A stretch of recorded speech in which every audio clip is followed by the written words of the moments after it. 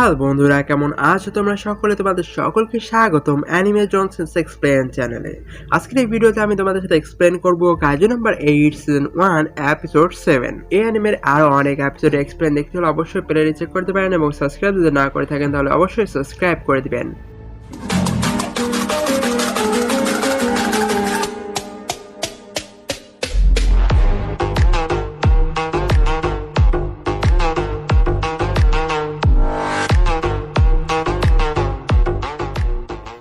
একটা কাইজু চলে এসেছে ব্যাটল গ্রাউন্ডে এবং রেনো এবং ফুরুহাশি দুজনের উপর অ্যাটাক করে দিয়েছে সেই কাইজুটা। কাইজুর নাম হলো কাইজু নাম্বার 9 এবং এ অনেক বেশি শক্তিশালী যে শিনোমিয়ার এক্সামের সময় এসেছিল এবং রেনো এবং ফুরুহাশি দুজনে চেষ্টা করে অনেক কাইজুকে হারানোর জন্য, বাট তার একদমই পারে না কিছু করতে। কাইজু নাম্বার 8 রেনোদের উপর অ্যাটাক করতে থাকে এবং তখনই রেনো ফুরুহাশিকে বলে তুমি এখান থেকে যাও এবং ব্যাকআপের জন্য কারোর কাছে হাত দাও। এদিকে রেনো সেই কাইজুটার সাথে হেড টু হেড ফাইট করতে থাকে এবং তখনই যখন কাইজুটা রেনোকে মারবে তখনই ফুরুহাশি আসে এবং রেনোকে বাঁচিয়ে নেয়। এদিকে রেনো এবং ফুরুহাশিকে অনেক খারাপভাবে মারে এবং তারা একদমই দাঁড়াতেও পারে না। কন্ট্রোল রুম থেকে ভাইস ক্যাপ্টেনের কাছে একটা সংবাদ আসে রেনো এবং ফুরুহাশি দুজনেরই একদম ভাইটাল পাওয়া যাচ্ছে না এবং তাদের সাথে কানেকশন একদমই লস্ট হয়ে গেছে। এই কথা অন্যদিকে কাফকাও শোনে এবং শিনোমিয়াও শোনে এবং শিনোমিয়া কাফকাকে বলে ওই কাইজুটা এখানে আইছে।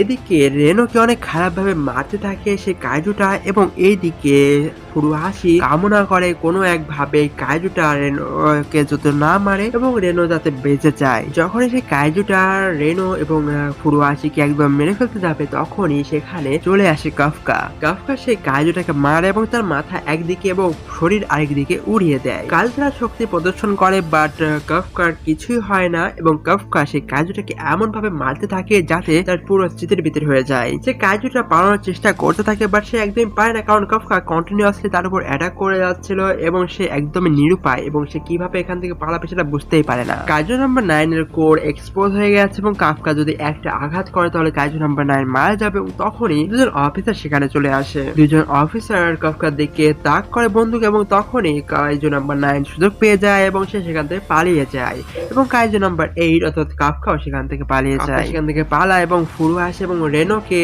সেখান থেকে মেডিকেল সাপোর্টের জন্য নিয়ে যাওয়া হয় এবং কাফকার সামনে অন্যদিকে চলে আসে ভাইস ক্যাপ্টেন হোশিনা। হোশিনা কাফকার উপর অ্যাটাক করে দেয় এবং কাফকা সেখান থেকে পালাতে থাকে বাট সে পালাতে পারছিল না। এপিসোড এখানে শেষ হয়ে যায় এবং নেক্সট এপিসোডে কি হবে, কিভাবে কাফকা হোশিনার কাছ থেকে বাঁচবে কি বাঁচবে না সেটা দেখার জন্য আপনাদের নেক্সট এপিসোড দেখতে হবে। Take care, good bye, and see you in next video.